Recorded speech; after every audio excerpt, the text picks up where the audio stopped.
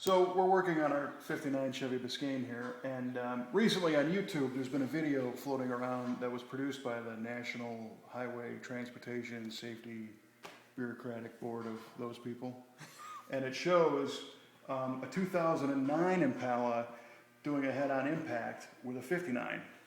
And the first time I saw the video I was pretty upset. We hadn't even gotten into this project yet, but I thought, wow, what a waste of a good car, you know. And in that crash, the 2009 Impala wins the argument hands down. I mean, it just wipes out this 59. And I thought, that's malarkey. I thought there was no way that a big old tank like this would lose to, you know, basically an economy car from today. Until we got into this project. And look at our 59 Biscayne here. See this? It's hard to see, isn't it? That's a spot weld right there. And so is this sporadic one 2 and 3 inches away, and this little sporadic one, and this one, and look at this seam down here. This is factory assembled. There's a big giant gap in here where this stuff, I don't even think it's welded together. I mean, we're clamping it so that we can weld it together, you know, 100 years after it was made.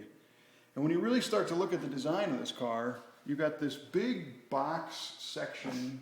It's like a big tin can, you know. There's not a whole lot of structural engineering here. Things aren't triangulated. There's obviously not crumple zones. And what makes it worse is that this is an X-frame car. So this is basically where the frame rail was, and then it went in towards the middle of the car. So there's very little protection on the outside. And watching that 59 crash, you see the suspension fold, and the whole thing comes apart. Also take a look at the windshield posts and the roof section in general. I mean, this is it.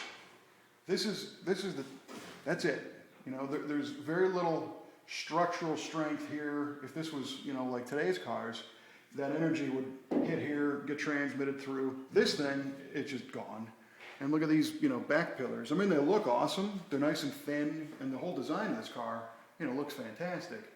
But once we started tearing into this thing, it becomes obvious that, you know, you don't want to get into a wreck. So, although I was very upset that they wiped out that car because there's a lot of parts I could have used, it makes you think about some of these old bombs and how far they've come with today's, you know, newer, smaller cars.